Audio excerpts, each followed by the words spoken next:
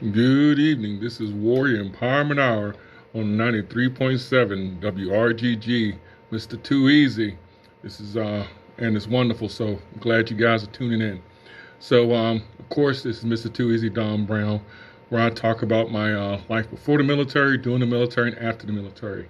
16 years in the Army. Was it 5 years as a DA civilian, and then 5 years as a DA defense contractor, and then just a civilian working at different various locations. So definitely, what I speak is hopefully some guidance on how your warrior is doing, and maybe shed some light on some of the things he or she is doing, and you can get some help together. I don't speak for all veterans, but I just give it from my point of view. So let's get right into it. So, of course, kudos to everyone out there during this crisis of COVID-19 is still helping out, still fighting the fight.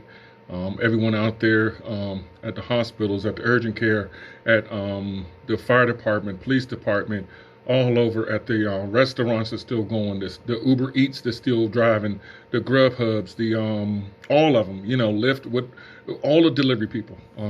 I can't name them all, I don't know them all, but everyone is out there is playing their part. Thank you. Hat goes off to you.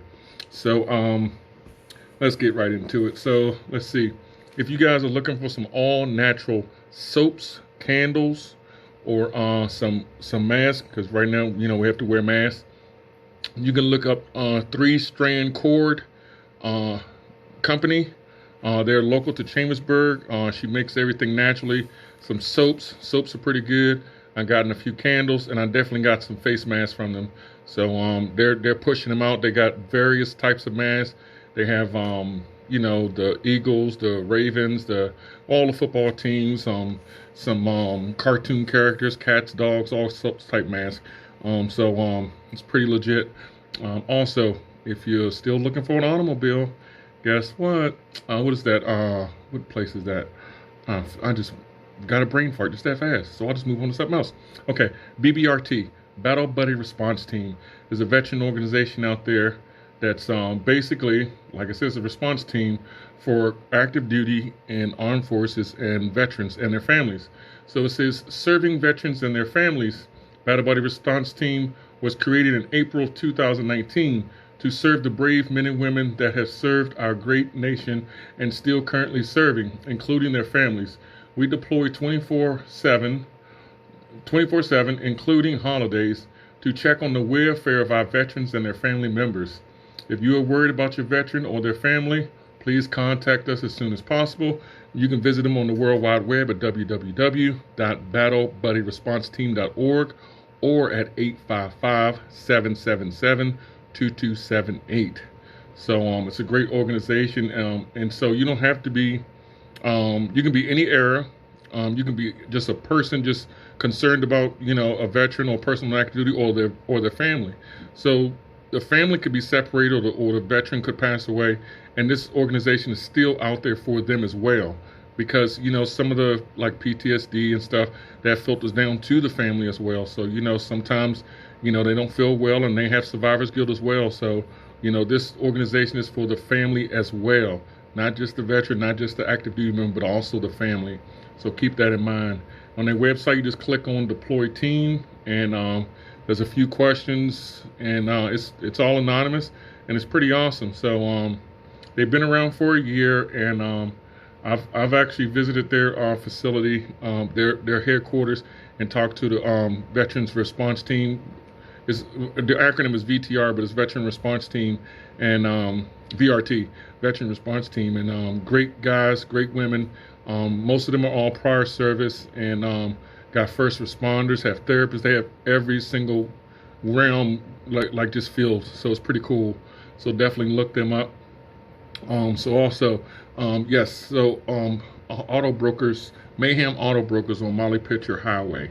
If you're looking for a vehicle, just give them a call, and I'm sure they can help you out some shape or fashion or form. So definitely give them a buzz. Other than that, we'll get right into it. I love the instant messages on Facebook and on my Instagram asking questions. So it makes it me kind of easier doing this this broadcast. So the question that I'll be answering today is, how does being in the service assist you in the real world or in life scenarios after your service? So that's pretty broad and vague. So um, I'll do like a simple thing. So basically, like for the military, for me, it taught me personal accountability. Okay, so for me, what that means to me is personal accountability. There's a lot of tiers to personal accountability. Okay, so for one, you take responsibility and you take ownership of your part in whatever scenario. So like when I was on active duty, we had to, clean the barracks, do area beautification, stuff like that. So if something was messed up, so say I had the latrine duty, okay, and let's just say it's 10 stalls and 9 stalls were clean and one stall wasn't up to par as, they wanted to be. So I would take ownership and I would take personal responsibility. So when you do that, you also have to fix the problem, okay? So then you also have to come up with a solution and come up with a plan to not repeat that same problem. So a lot of people, not say a lot of people, some people may think just taking personal responsibility is like, okay, I did it. Okay, I played my part. That's it. But you also have to come up with a resolution, and you also have to make sure that you implement it.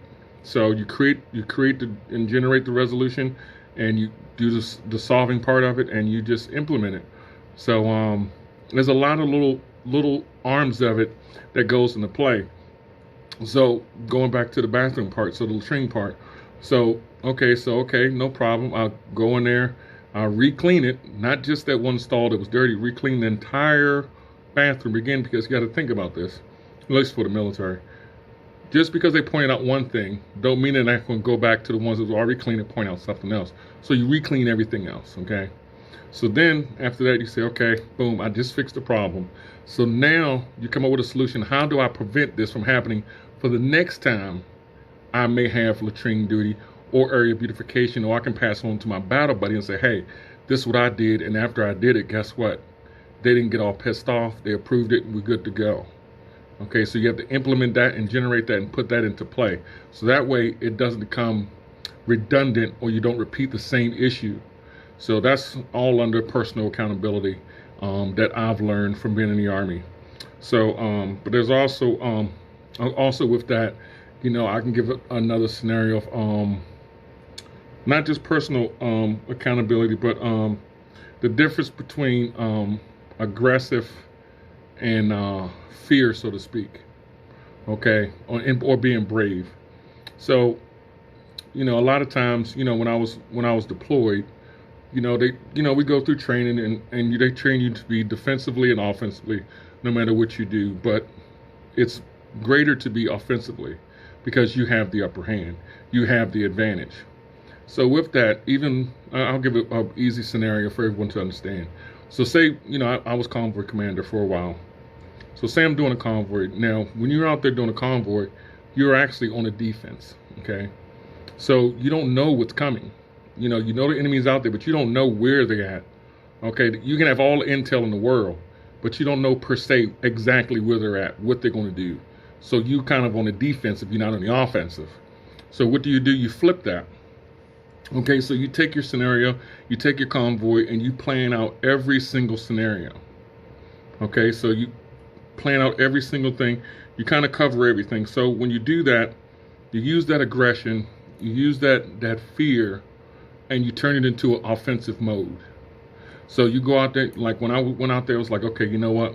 I'm afraid we're going to get hit by an ID. Okay, what do we look for? This is what we look for. And you train. So now, mentally, you're on the offensive because you're waiting for them. Okay, you're not just driving and just looking like, okay, well, whatever happened. No, you're basically waiting. Now, you're so peaked, you're like, you know what? I am on the offensive. I do have the advantage. I have the better equipment. I have the better resources. I have this, I have that. So you are better prepared. So you turn that fear into not to be fearful, but to be more brave. So you use that flight or fright or freeze into just fight. You use that aggression positively. And, and the downside is when you come back home to the United States or to whatever place you're going to, because not everyone just comes back to the United States. Some people go to Germany, some people, they go various different places, but let's just say non-combat zones.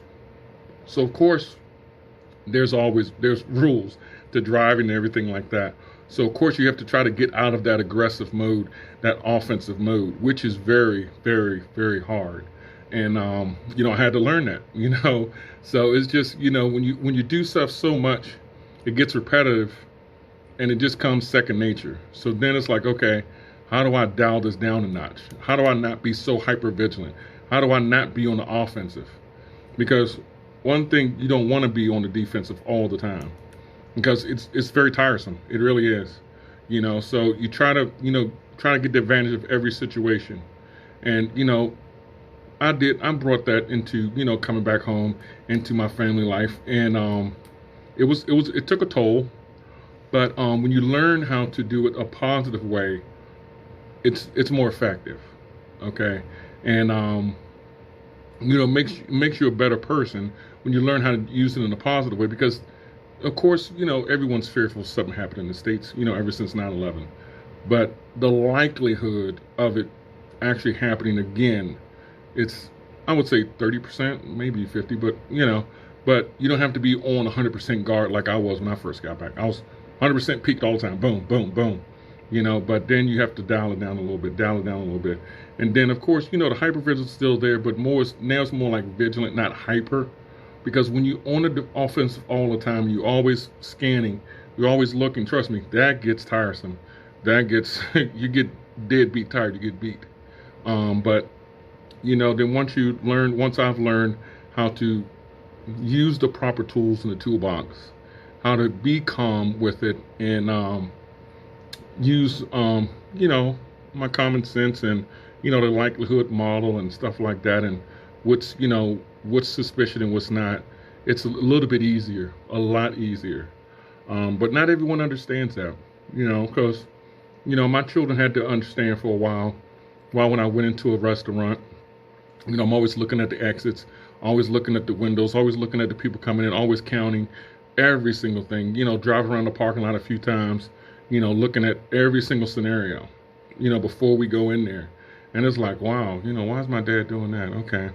And, I had to sit him down and tell him, once I got to that point to understand what I was doing, then that's when, we did the family therapy, and, I had to, kind of explain to them, and the therapist or the mediator, would kind of, say, okay, this is why he does this is why he does this, boom, boom, boom, boom.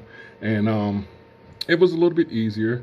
Of course, the children will have questions, and one thing about children, they do have the greatest questions. It is off the chain sometimes when they say stuff. It's funny, but it was wonderful. But now, I still don't go, well, we can't go to Walmart now at midnight, but, because I still, when we could go to Walmart at 1 o'clock, 2 o'clock in the morning, that's when I would go, because it was lesser people. So, but when you kind of dial down the defensive into offensive, you try to train yourself to be braver. Like for when I did inpatient in Martinsburg, one of the things were, the facilitator, had to gain your trust. So of course, they use the I'm not gonna say the mindset. They use a tool to tell you. They're not trying to change your mind. They're not trying to tell you that you're wrong. They just want you to look at a different perspective. Okay. So like they told us we're gonna go to Walmart. So of course, the one in Martinsburg. So of course they called ahead, and they've been doing this for years. So of course they picked a prime time when it's not that crowded, but people are there, and then it's a certain route that we go that's like a safe zone, stuff like that. But just getting to the Walmart, I used to get a bunch of anxiety. So, they gain your trust, and then they say, okay, we're just gonna go to the door. Okay, so then you get to the door, and you see, people selling Girl Scout cookies or popcorn or something like that. So that kind of takes your mind off of certain things. Okay, so it's like, okay, maybe I'm not as anxious, no problem. And then you're around other like-minded people like yourself. So now our group was like 8 people. So, it's 8 of us, and we're just, we're chit-chatting, and we're trying to get comfortable. And, some of us are still peaked, but at the same time, we know, okay, this person got my back, I got his back. Boom. Okay, no problem. And then they're like, okay, we're just going to go inside, just in the big common area. You know, when you go in Walmart, there's a big area where all the shopping carts and stuff are. And then if you go to the left, there's, you know, the produce and stuff like that. So it's a big area. So it's like, okay, we're just going to walk over here, you know. And it's like, okay, all right. So, you know, we're walking in all the spots where it's a large area, open area. It's not like we're going down an aisle. So we never really went down an aisle. We just went to where it was open spaces. Ooh, excuse me. And what it is they try to desensitize you.